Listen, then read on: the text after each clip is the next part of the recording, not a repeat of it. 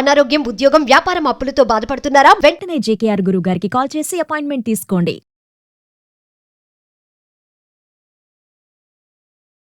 గురుగారు నమస్కారం అండి. ఓం శ్రీ మహాగణాధిపతయే నమః. గురుగారు చాలాసార్లు మనం వింటూ ఉంటాం, చాలా చూస్తూ ఉంటాం కూడా. ఏదన్నా పొలాల్లో కానీ ఇల్లు కోసం ఎక్కడన్నా తవ్వుతున్నప్పుడు మనకి భూమిలోంచి ఇవి రాతి విగ్రహాలు, లేదంటే బంగారం విగ్రహాలు, ఇలా రకరకాల వేరే ఇతర లోహాల విగ్రహాలు కూడా బయటకు పడుతూ ఉంటాయి. అప్పుడు చాలా మంది ఏం చేయాలో తెలియదు అసలు. అంటే అందులో కొంతమంది అయితే తీసుకెళ్ళి అమ్ముకుంటారేమో, అది ఎంతవరకు మంచిదో మీరే చెప్పాలి అది కూడా. అయితే అసలు అలా విగ్రహాలు ఎప్పుడన్నా బయటికి మనకి కనిపించినప్పుడు ఏం చేయాలంటారు అసలు? అయితే దీని గురించి ఇవన్నీ కూడా దొంగలింపబడిన వస్తువులు ప్రధానంగా, లేదా ఏదైనా ఉపకరణానికి దాచినటువంటి వస్తువులు అవుతాయమ్మా అవన్నీ కూడా. అంటే ఎలా అంటే పూర్వకాలంలో మనకు చాలా మంది మన దేవాలయాల మీద దాడులు చేసి ధ్వంసాలు చేస్తూ ఉండేవారు. అప్పుడు ఆ ధ్వంసం చేస్తున్నప్పుడు ఆ దేవాలయంలో ఉండే విగ్రహాలను తీసుకొని అక్కడి నుంచి బయటకు వచ్చేసేసి ఎక్కడో అక్కడ గుంట తీసేసి గుర్తుగా పెట్టుకుంటారు. ఈ మొత్తం అంతా వెళ్ళిన తర్వాత మళ్ళీ ఆ పెట్టిన వాళ్ళు కాలగర్భంలో కలిసిపోవటం.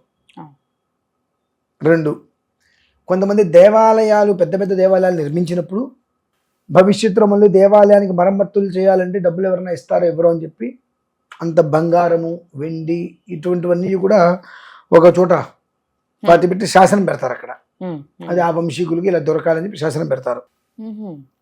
వాళ్ళు పాపం వెళ్ళిపోతారు.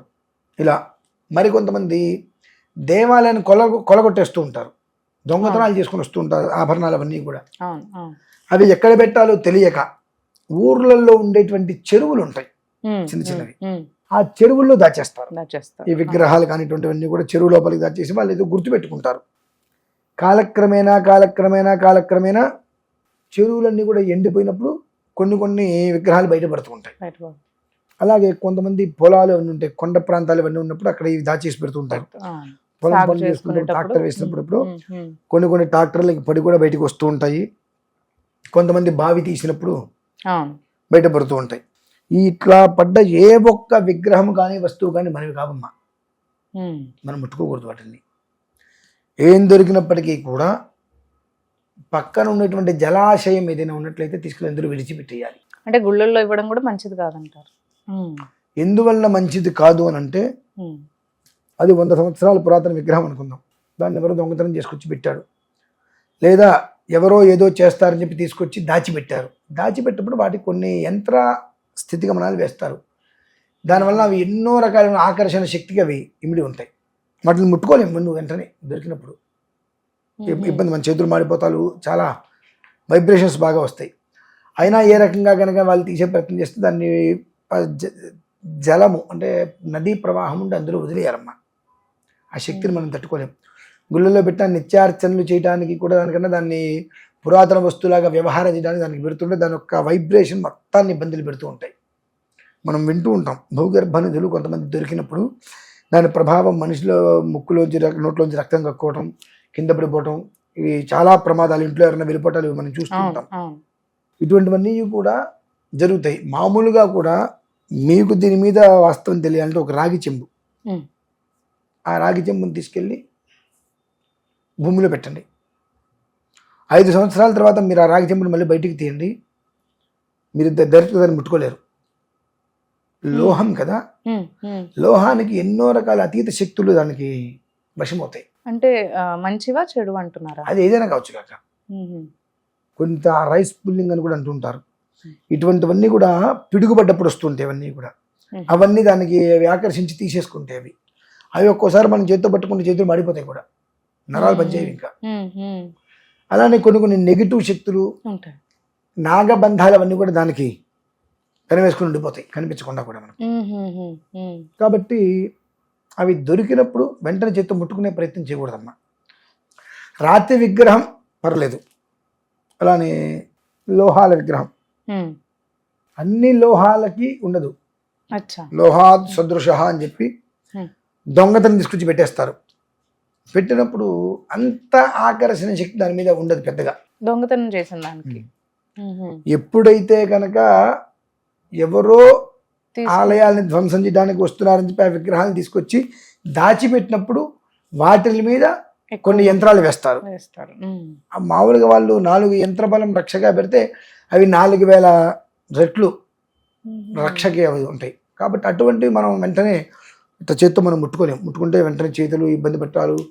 కలశాలు ఉంటాయి, శిఖరాలు దేవాలయం పైన, వాటిలో కూడా ఒక రకమైనటువంటి పిడుగుబట్టం వల్ల శక్తులు వస్తాయి. అది చేత్తో ముట్టుకుంటే షాక్ కొడుతుందమ్మా. ఇటువంటివన్నీ ఉంటాయి. వీటితో కొంతమంది విపరీతమైనటువంటి వ్యాపారాలు చేసే వాళ్ళు ఉన్నారు. అలాగే అటువంటి వాటి కోసం తాపత్రయపడుతూ కుటుంబాన్ని నాశనం చేసుకునే వాళ్ళు ఉన్నారు. అదే పనిగా గుండెలు తీస్తే ఏదో దొరుకుతుంది, దేవాలయాలు పగలు, ఇవే రకరకాలుగా వజ్రాలు దొరుకుతాయి, వైఢూర్యాలు దొరుకుతాయి, ఎన్నో రకాలుగా ప్రయత్నాలు చేసుకుంటూ చెడగొట్టుకున్న వాళ్ళు కూడా చాలామందే జీవితాన్ని చెడగొట్టుకున్న వాళ్ళు ఉన్నారు. ఈ భూగర్భ నదుల్లో ఇంత దొరికి ఇంత బాగుపడ్డామన్న వాళ్ళు మ్యాక్సిమం లేరమ్మా. ఎక్కడో ఉంటారేమో అంతే. అంత తెలివి ఎవరికి దొరకవు అవి. ఈ రాతి విగ్రహాలు ఏమైనా దొరికినప్పుడు ఆ రాతి విగ్రహాలు వీళ్ళు దాచినవి కనుక, అంటే చెరువు ఉంటుంది, ఆ చెరువు ఎండిపోయినప్పుడు కనుక అందరూ దొరికితే దొంగతనం చేసుకొచ్చినటువంటి పదార్థం అది తీసుకొచ్చి పెట్టేసి కాదు. ఏదన్నా బావి తవ్వుతున్నప్పుడు దొరికితే ఎవరో ఏదో చేస్తున్నారని ఆ విగ్రహాన్ని భద్రపరిచినట్టు కనుక అటువంటి రాతి విగ్రహాలు ఏదైనా దొరికితే వాటికి వెంటనే ప్రతిష్ఠ చేయాలమ్మా.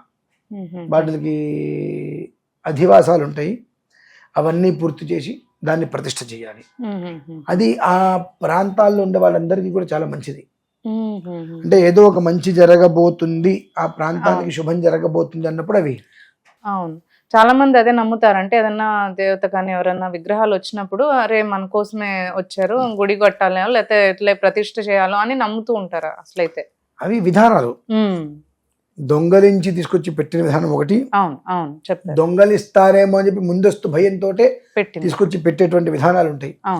అలానే దేవాలయం భవిష్యత్తులో మరమ్మతులు చేయడానికి కాస్తంత బంగారం ఇవన్నీ కూడా, ధనం ఉండేది కాదు అప్పట్లో పెద్దగా, బంగారం అవన్నీ కూడా కుండలు, వాటి లంకి బిందెలు అంటారు, ఆ కుండల్లో బిందెల్లో వాటిల్లో పెట్టేస్తారు.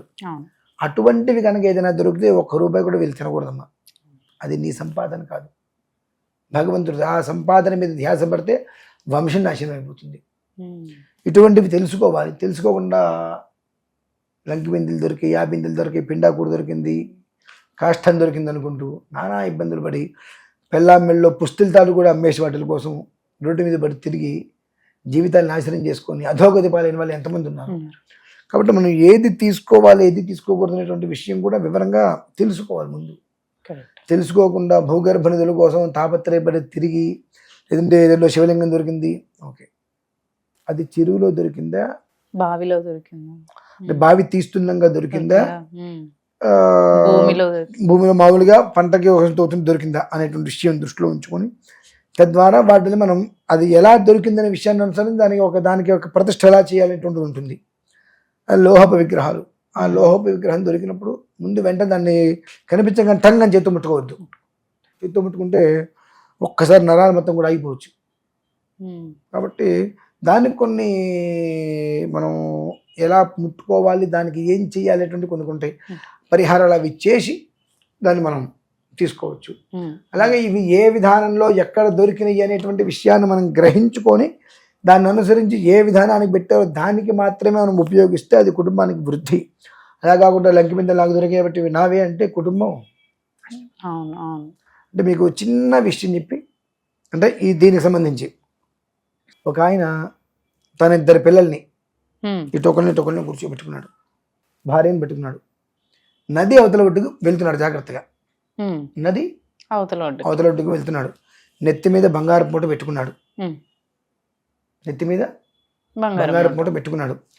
నది ఉద్ధృతి ఎక్కువైంది, అర్థం కావట్లేదు, తట్టుకోలేకపోతున్నాడు. ఆ ప్రవాహాన్ని ఏమీ చేయలేక, తట్టుకోలేక, వీళ్ళందరూ లాక్కొని వెళ్ళలేక ఎట్లయినా బ్రతకాలని చెప్పి బరువును వదిలేయాలి. ఏం చేయాలి? బరువును వదిలేయాలంటే భార్యను వదిలేశాడు. అయ్యో, మూట వదిలేయాలి, భార్యను వదిలేశాడు. ఇంకాస్త ముందుకు వెళ్ళాడు, అయినా ఒక పిల్లవాడిని వదిలేశాడు. అయ్యో, ఇంకాస్త ముందుకు వెళ్ళాడు, ఇంకో పిల్లవాడిని వదిలేశాడు. ఆ మూట గట్టిగా పట్టుకుని ఒడ్డుకు చేరుకున్నాడు. మరి బ్రతకంతా ఇంకెందుకండి? అయ్యో, బ్రతుకంతా ఎందుకు ఇంకా? అదే కదా. భార్య పోయింది, పిల్లలు పోయారు, పెళ్లి చేసుకుని పిల్లలకనే స్థితి కూడా కాదు. వాడు బ్రతికెందుకు ఇంకా? ఒకవేళ పెళ్లి చేసుకున్న జీవితకాలం ఇదైతే వాడికి పోదుగా. అటువంటి స్థితి అమ్మా ఇదంతా. అంటే కొన్ని అనవసరమైన పనులు చేస్తే ఇలానే ఉంటుంది. కాబట్టి ఏది ఎలా చెయ్యాలి, ఎక్కడ దొరికింది విగ్రహం, ఎలా దొరికింది అనే విషయాన్ని దృష్టిలో ఉంచుకొని దాని గురించి అవగాహన వ్యక్తి దగ్గరికి ఆ విషయాన్ని తీసుకువెళ్ళి ఇలా దొరికిందండి, ఇలా ఉంది విగ్రహం అంటే ఆ వ్యక్తి ఆ విగ్రహాన్ని పరిశీలించి దాన్ని అనుసరించి ఏం చేయాలో చెప్పినప్పుడు దాన్ని అనుసరించి చేస్తే కుటుంబాన్ని మాత్రం వృద్ధి తీసుకొస్తుంది అన్నమాట. ధన్యవాదాలు గురుగారు.